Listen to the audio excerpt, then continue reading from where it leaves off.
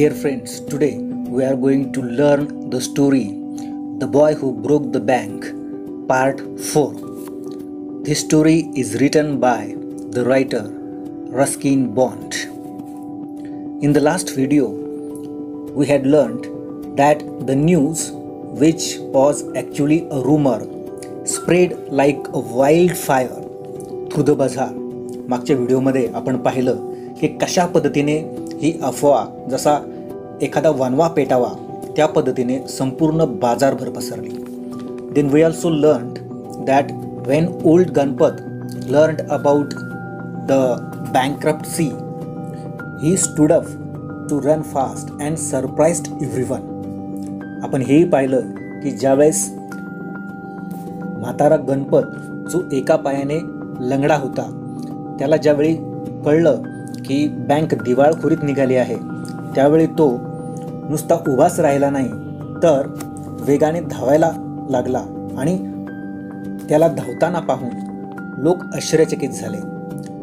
Then we learned that the people were discussing the situation.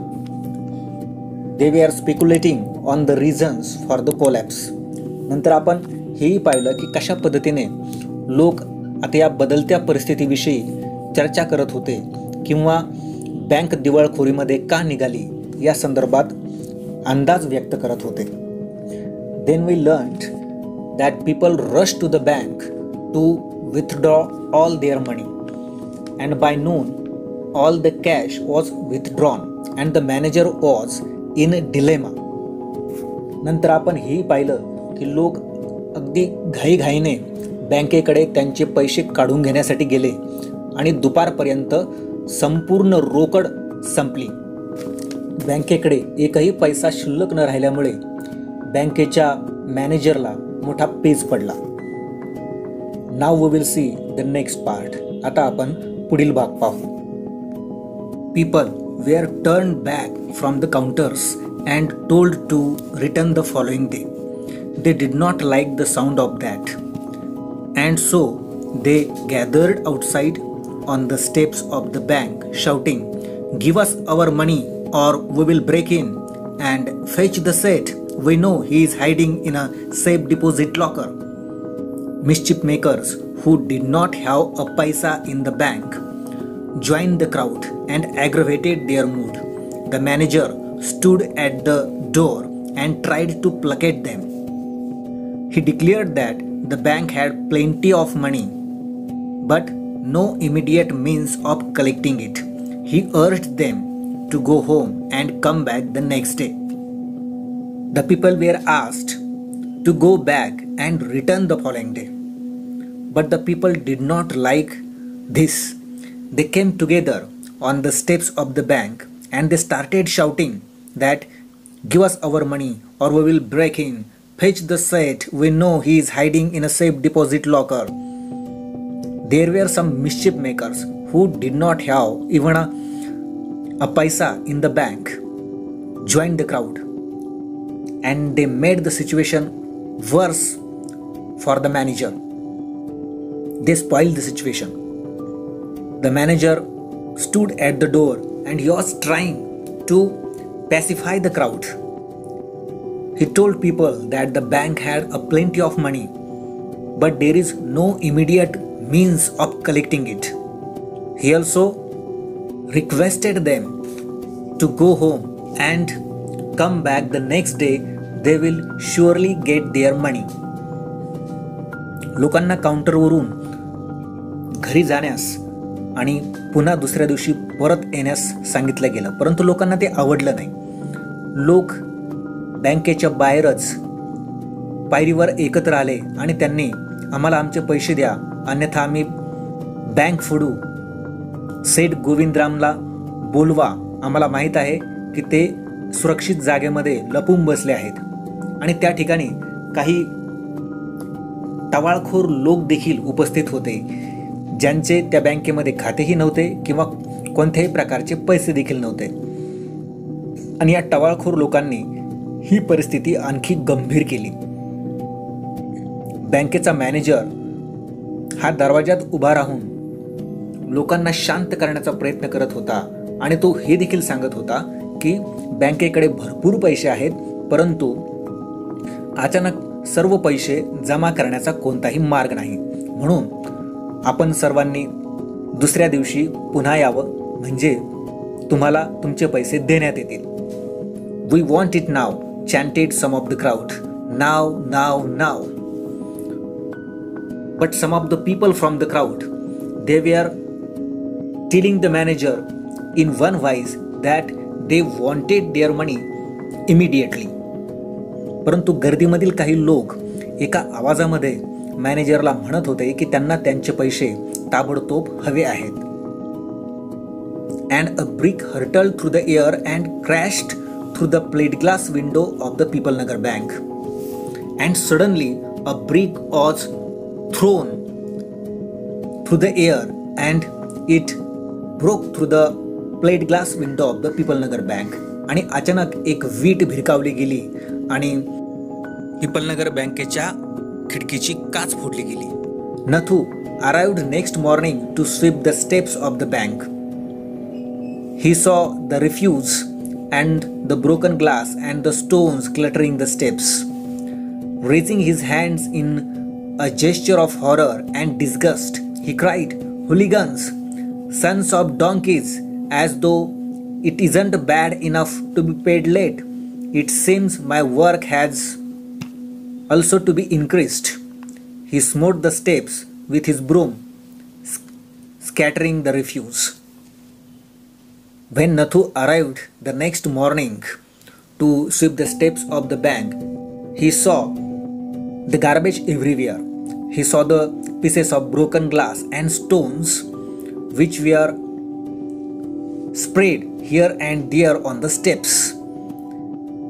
He was really very annoyed, and by calling the people hooligans, he said that people had really increased his work. He was already getting his payment late.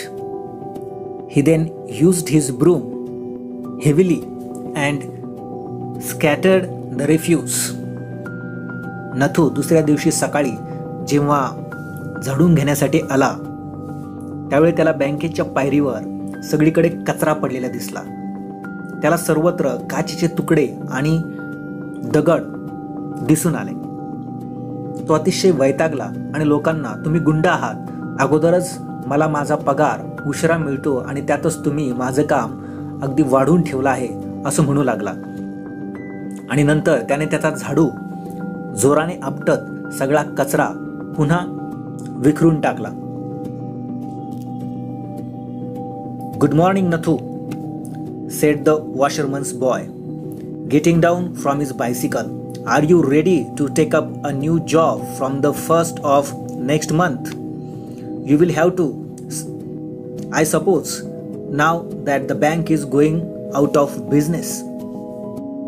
The washerman's boy came there and he asked him if he was ready to take up a new job from the 1st of the next month. And according to him, Nathu would have to take up that job because the bank was going out of business. Sitaram, धोब्याचा मुलगा, त्या ठिकाणी जेव्हा आला तेव्हा त्याने नथूला विचारलं की तो पुढील महिन्यातील पहिल्या दिवसापासून नवीन काम करायला तयार आहे का, आणि त्याच्या मते त्याला ते काम करावेच लागणार होते, कारण आता बँक बुडीत निघणार होती. "How's that?" said Nathu. "Haven't you heard? Well, you would better wait here until half the population of People Nagar arrives to claim their money." And he waved cheerfully. He did not have a bank account and sped away on his bicycle. Nathu was surprised. He asked, "How was that?" Sitaram asked him if he hadn't heard. He also advised him to wait there until half the population of the People Nagar would arrive to claim their money. And he was very happy that he did not have any account in the bank, and he sped away on his bicycle. नथूला आश्चर्य वाटत होतं की असं का घडत आहे. सीतारामने त्याला विचारलं, त्याने ऐकलं नाही का, आणि त्याला हेही सांगितलं की पीपल नगरमधील निम्मे लोक तेथे येऊन आपले पैसे मागतील तोपर्यंत त्याने तेथे थांबावं. आणि असं म्हणत तो तिथून घाईघाईने निघून गेला. त्याला आनंद वाटत होता की त्याचं बँकेमध्ये खातं नव्हतं. Nathu went back to sweeping the steps, muttering to himself. When he had finished his work, he sat down on the highest step to await the arrival of the manager.